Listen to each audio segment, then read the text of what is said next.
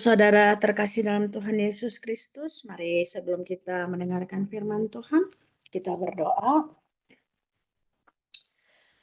Bapa dalam surga, dalam nama Tuhan Yesus, dalam perjalanan iman kami Tuhan, kami tidak memungkiri seringkali kami merasa seorang diri dalam menghadapi situasi yang mungkin untuk kami berat Tuhan.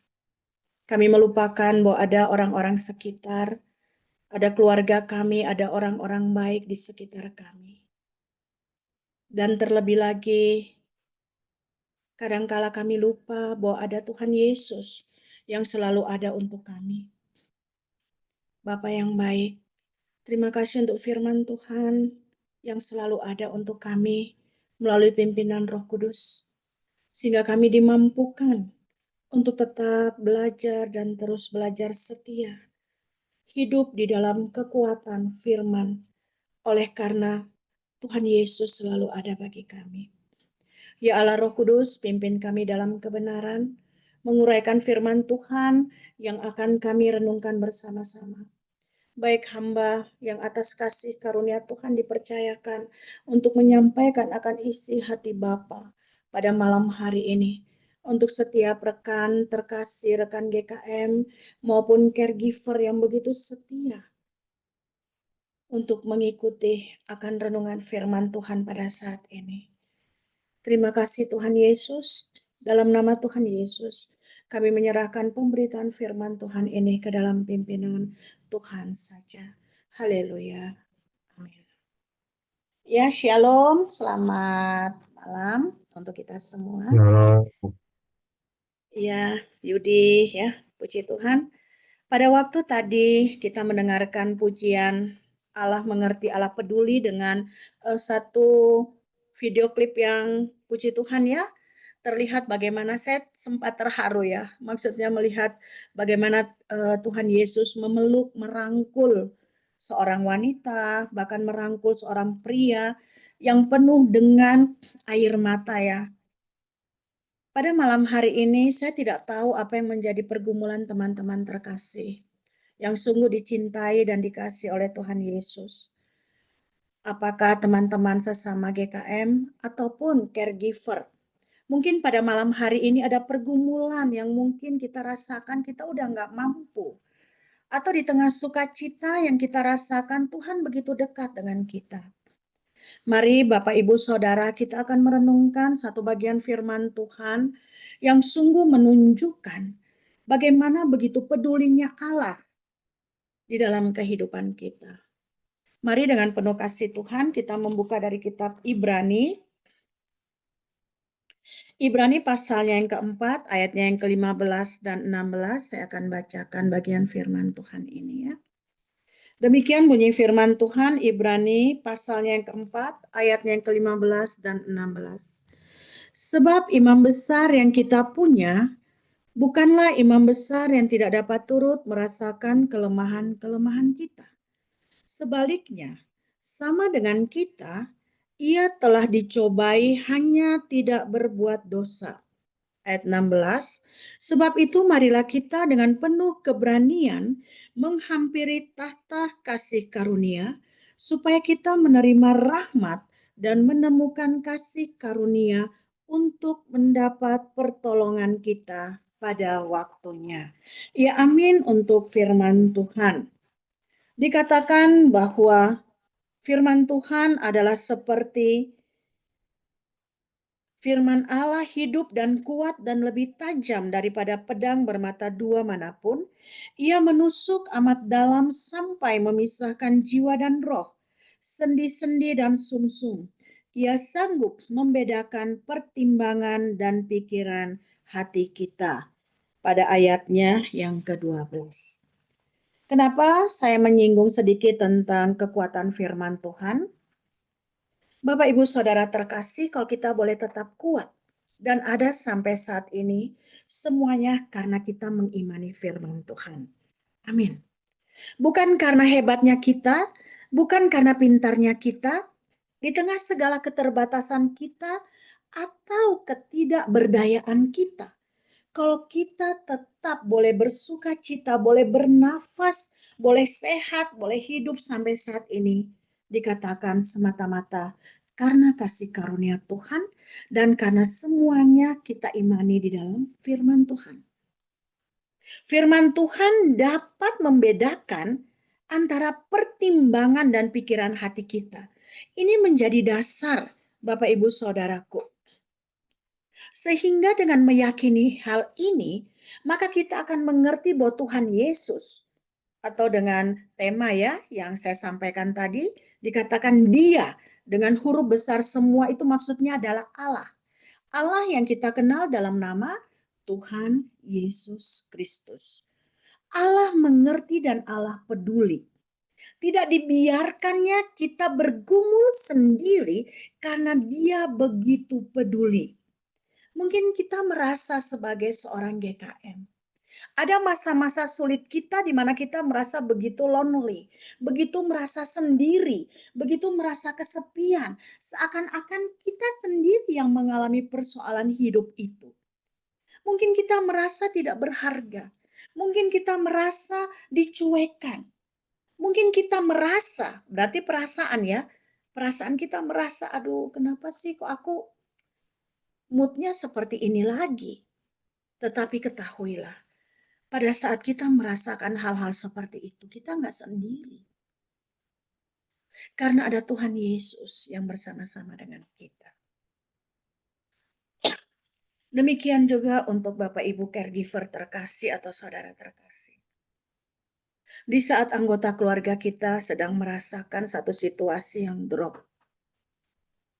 apakah kita merasa sendiri?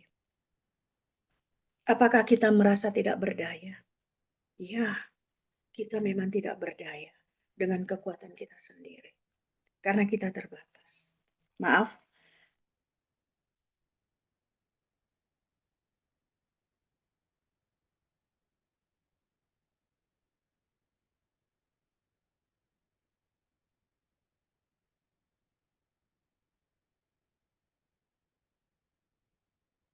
Maaf Bapak Ibu Saudara, boleh ya minum sebentar.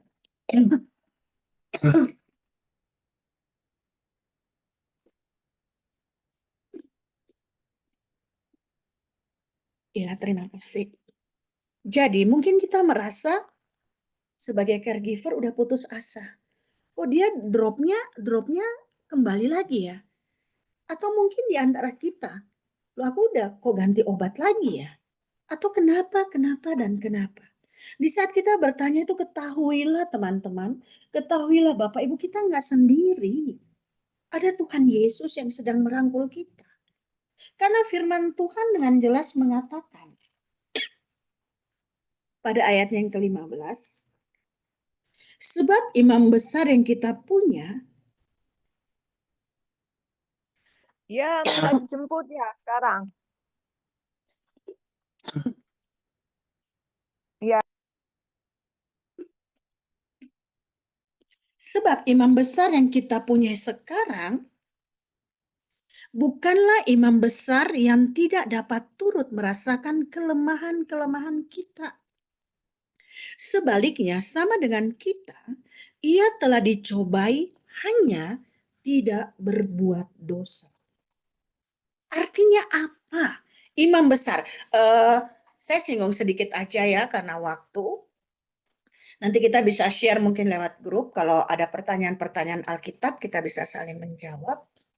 Imam besar pada masa perjanjian lama, itu adalah pribadi yang dikhususkan untuk bertemu dengan Allah. Pada waktu masa Israel ya, perjanjian lama, umat Tuhan yaitu umat Israel. Kalau mereka mau menyatakan sesuatu kepada Allah, imam besar yang harus berhadapan dengan Allah menjadi perantara. Dan harus mengorbankan, ada korban yang diberikan. Domba yang tidak bercacat, itu pada masa perjanjian lama. Tetapi pada masa perjanjian baru, imam besar yang dimaksud adalah Tuhan Yesus Kristus. Nah, dengan Tuhan Yesus Kristus itu, maka dia satu-satunya dan hanya sekali seumur hidup, yaitu pengorbanannya di kayu salib. Itu yang kita tahu ya. Tuhan Yesus berkorban di kayu salib sebagai imam besar, bukan saja sebagai perantara antara manusia, antara kita dengan Bapa di surga, tetapi juga mengorbankan dirinya sebagai domba yang tidak bercacat. Dalam satu simbolis seperti masa perjanjian lama. Begitu ya. Sehingga kita diselamatkan. Sehingga kenapa kalau kita berdoa di dalam nama Tuhan Yesus Kristus, aku berdoa. Karena Tuhan Yesus mengatakan kita meminta kepada Bapa di dalam namanya dan tidak ada di dalam nama yang lain. Hanya di dalam nama Tuhan Yesus Kristus. Nah, firman Tuhan ini mengatakan sebab imam besar yang kita punya itu menuju pada Tuhan Yesus Kristus. Bukanlah imam besar yang tidak dapat turut merasakan kelemahan-kelemahan kita. Nah, kelemahan kita apa? Kelemahannya Ega apa? Kelemahannya Bu Firda apa? Kelemahannya Pak Jeffrey apa? Kelemahannya Ko Yudi apa? Kelemahannya Ibu Yulia apa? Kelemahannya Bu Lucy apa? Kelemahan kita itu apa? Ya memang Alkitab tidak mengungkapkan ya kelemahan, tapi kita kan tahu ya, oh kelemahanku ini aku sulit untuk bisa ingat. Oh, kelemahanku ini aku gampang grogi. Oh, kelemahanku ini aku cepat marah. Itu kan kelemahan ya, bukan kelebihan kan. Yang lebih mengarah pada hal kelemahan itu berarti ketidakberdayaan. Nah, dikatakan firman Tuhan di sini turut merasakan. Artinya kita nggak sendiri merasakan itu, kita nggak sendiri. Di saat kita lagi drop itu kita nggak sendiri, ada Tuhan di situ yang juga ikut merasakan. Di saat kita menangis ada pribadi itu juga yang ikut menangis. Di saat kita merasa begitu penat, begitu capek menghadapi dunia ini, bahkan mungkin menghadapi situasi kita sendiri, itu ada Tuhan yang ikut merasakan. Artinya apa? Kita nggak pernah sendiri. Berarti pertanyaannya, di saat kita merasa tidak berdaya, di saat kita merasa sendiri, apakah kita fokus pada kesendirian kita? Apakah kita fokus pada masalah yang belum ada jalan keluarnya? Atau kita mengerti, oh aku nggak sendiri, ada Tuhan kok yang ikut merasakan. Karena kalau kita berpikir seperti itu, maka iman kita akan bertumbuh. Kita akan dikuatkan. Karena pribadi yang merasakan itu bukan pribadi yang biasa-biasa. Bukan pribadi yang sama seperti kita manusia yang punya dengan keterbatasan. Tetapi dia adalah Tuhan. Dia adalah Allah yang menciptakan kita. Yang begitu menghargai kita. Yang membuat kita merasa begitu berharga. Ya, Bapak Ibu Saudara terkasih dalam Tuhan Yesus Kristus, Allah peduli, Allah mengerti. Ya kita tahu ya pasti ya, maksudnya arti mengerti apa ya? Mengerti berarti betul-betul memahami. Peduli berarti begitu menghiraukan kebutuhan orang lain mungkin sampai melebihi kebutuhan kita sendiri. Dan di dalam kepedulian itu ada sikap empati. Bukan simpati ya. Kalau simpati itu masih apa? Ya, oh aku tolong dia, aku kasihan sama dia. Tapi kalau empati itu menempatkan diri kita pada situasi orang itu. Nah, itulah yang dilakukan oleh Tuhan. Tuhan Yesus begitu empati kepada keberadaan kita. Bukan hanya simpati, itu enggak. Buktinya apa? Kalau Tuhan betul-betul empati, Tuhan betul-betul peduli pada kita. Buktinya apa? Buktinya adalah bahwa dia mau mati untuk kita. Kita yang GKM ini loh, Tuhan mau mati, Tuhan menghargai kita. Untuk caregiver yang sudah putus asa loh, untuk semua manusia tuh loh. Tuhan Yesus mau mati. Bukan di saat kita lagi baik. Enggak, tetapi di saat kita masih berdosa. Tuhan Yesus itu mau mencurahkan darahnya, tersalibkan untuk menggantikan saya. Untuk menggantikan Lucy, untuk menggantikan kita di atas kayu salib. Bapak Ibu Saudara terkasih dalam Tuhan Yesus Kristus, teman-teman GKM, Filipi pasal 2 ayat 7 sampai 8 mengatakan, melainkan yaitu Tuhan Yesus telah mengosongkan dirinya sendiri dan mengambil rupa seorang hamba dan menjadi sama dengan manusia. Ayat 8, Ia telah merendahkan dirinya dan taat sampai mati, bahkan sampai mati di kayu salib. Itulah bukti yang terbesar bahwa Allah di dalam Tuhan Yesus Kristus begitu mengerti dan begitu peduli. Mengerti kalau kita seharusnya semua manusia itu masuk neraka. Mengerti bahwa upah dosa itu adalah maut, yaitu kebinasaan kekal. Tetapi karena kasih-Nya yang begitu besar, Yohanes 3 ayat 16, Allah mengaruniakan putranya, itu Tuhan Yesus Kristus, dan mati tersalibkan, supaya siapa yang percaya kepadanya tidak binasa, melainkan beroleh hidup yang kekal. Yohanes 14 ayat 6, Tuhan Yesus menunjukkan pada dirinya sendiri, akulah jalan, akulah kebenaran, akulah hidup itu. Tidak ada seorang pun akan sampai kepada Bapa di surga kalau tidak melalui Tuhan Yesus. Artinya apa? Tuhan Yesus merindukan kita mengenal pribadinya begitu dalam. Tuhan Yesus rindu pribadinya dibukakan. Kenalah aku. Mari kepadaku semua yang letih lesu dan berbeban berat. Aku akan memberikan kelegaan kepadamu. Matius 11 ayatnya yang ke-28. Bukankah ini semua beberapa ya? Ini beberapa bukti. Masih banyak lagi janji-janji Tuhan yang ada di dalam Alkitab. Saya begitu yakin ya Bapak Ibu Saudara. Kenapa saya berani katakan ini? Karena saya adalah seorang GKM juga.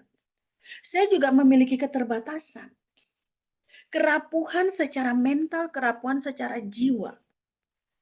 Tetapi di saat saya memahami, ada satu pribadi yang begitu menghargai, ada satu pribadi yang begitu indah, yang menjadikan kita, firman Tuhan katakan, seperti biji matanya sendiri. Alangkah begitu luar biasanya, alangkah begitu istimewanya. Pertamanya saya nggak terima. Kenapa Tuhan?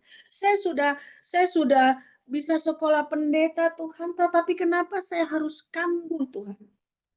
Tetapi semuanya itu adalah rahasia Tuhan.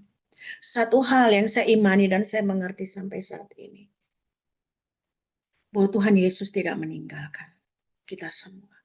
Kalau saya boleh menjadi hambanya secara full time, di tengah keterbatasan, di tengah kerapuhan, itu semua karena kasih karunia-Nya. Di saat saya boleh Tuhan izinkan untuk berdiri menyampaikan firman Tuhan di atas mimbar untuk jemaat, itu semua karena kasih karunia Tuhan. Sama juga teman-teman, kita semua di hadapan Tuhan sama. Mungkin talenta yang teman-teman punya, yang Tuhan kasih 2, ada yang Tuhan kasih 5, ada yang Tuhan kasih 3. Tuhan tahu batas kemampuan kita. Mungkin saya, kalau saya ikuti di grup ya, mungkin saya tidak bisa seperti Prilly, yang suaranya begitu indah, yang Tuhan pakai secara luar biasa. Mungkin saya tidak bisa seperti Pak Jeffrey.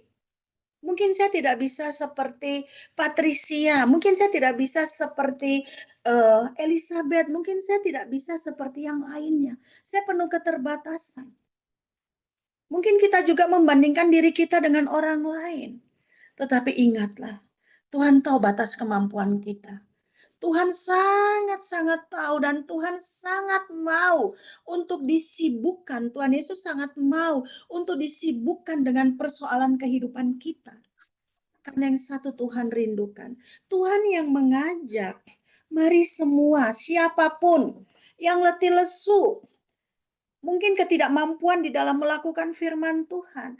Mungkin ketidakmampuan di dalam mengimani sesuatu. Harus jatuh lagi. Harus rapuh lagi. Tapi Tuhan menghargai. Kenapa? Karena kita adalah ciptaannya yang mulia. Terlepas dari segala kelemahan kita. Di saat itulah kita berbangga. Bukan sombong. Tetapi berbangga karena kita memiliki Allah yang begitu peduli. Kita tidak dibiarkan sendiri bergumul. Air mata kita ditampung dalam kirbat Allah. Berarti kurangnya apalagi kasih Tuhan. Mungkin kita merasa tidak mampu menghadapi hidup ini. Tetapi apakah kita pernah masuk ke dalam kamar? Datang sama Tuhan, Tuhan Yesus, aku gak mampu. Saat ini begitu beratnya pergumulanku Tuhan. Aku tidak tahu sampai berapa lama aku harus bergumul dengan keadaanku Tuhan Yesus. Tolong aku. Itu artinya apa? Kita mengangkat tangan dan Tuhan menurunkan tangan. Bapak Ibu terkasih dalam Tuhan Yesus Kristus, sebelum saya mengakhiri akan firman Tuhan ini, coba kita renungkan bersama. Kalau untuk masalah keselamatan, yang semua orang ingin cari, bukan hanya kekayaannya, karena kekayaan tidak bisa membayar keselamatan, nggak bisa. Kita meninggal pun tidak ada yang kita bawa. Kalau untuk kehidupan yang akan datang, kehidupan yang kekal, keselamatan yang kekal, Tuhan Yesus begitu peduli. Apalagi masalah-masalah kehidupan kita. Masa Tuhan Yesus biarkan sih? Hal yang terbesar aja Tuhan begitu peduli. Hal yang terkecil pun. Satu pertanyaan aja. Apakah kita pernah bersyukur di saat kita bisa buang air kecil dengan lancar?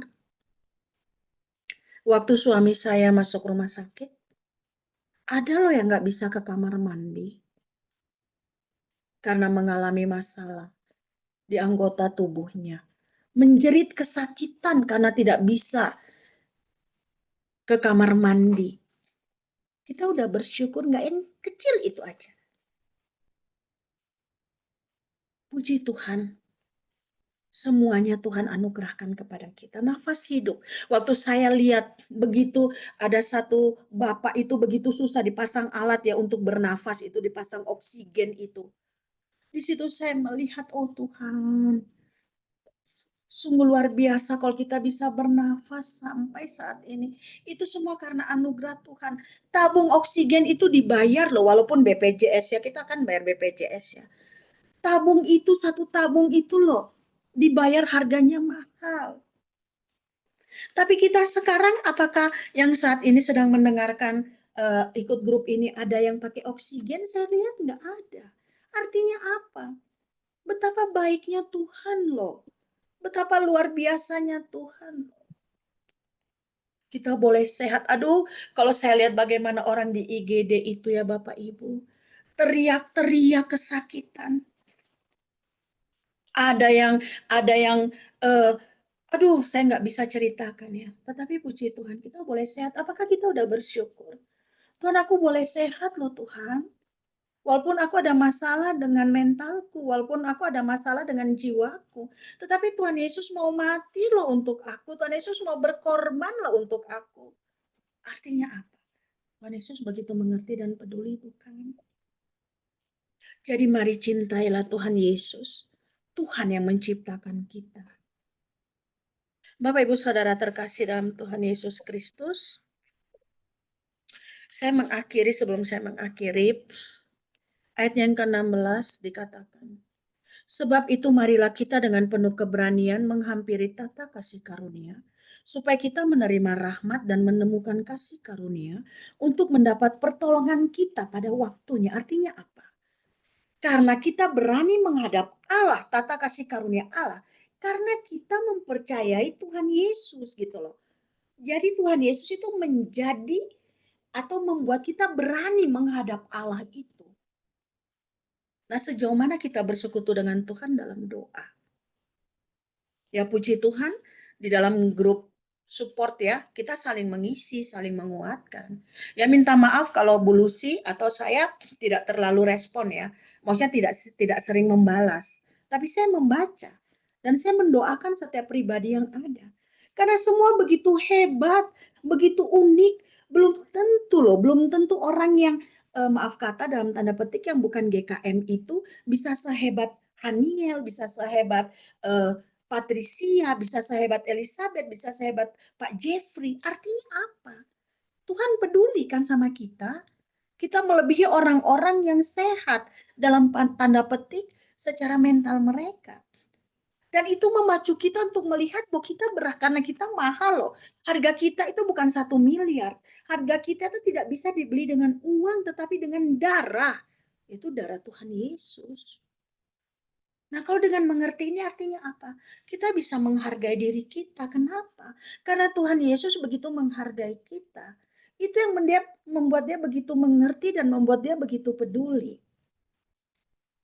Ya, jadi pada malam hari ini saya akan menutup dengan saya terberkati dengan satu ibu yang setia mengirimkan saya kata-kata berkat ya. Semoga menjadi berkat untuk kita semua.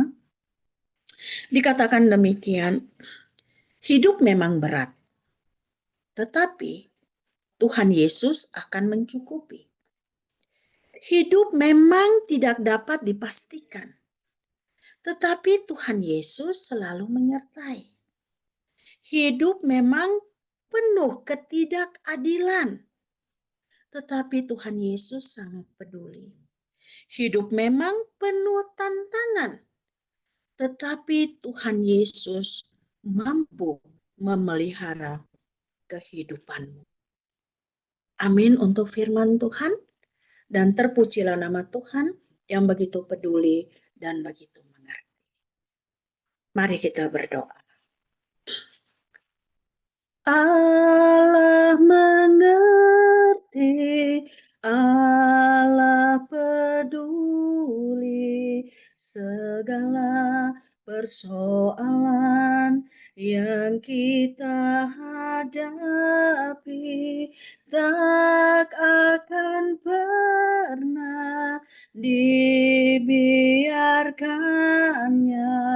Ku bergumul sendiri sebab Allah mengerti. Kami pegang janji-Mu Tuhan. Sekali-kali Allah tidak pernah meninggalkan kami.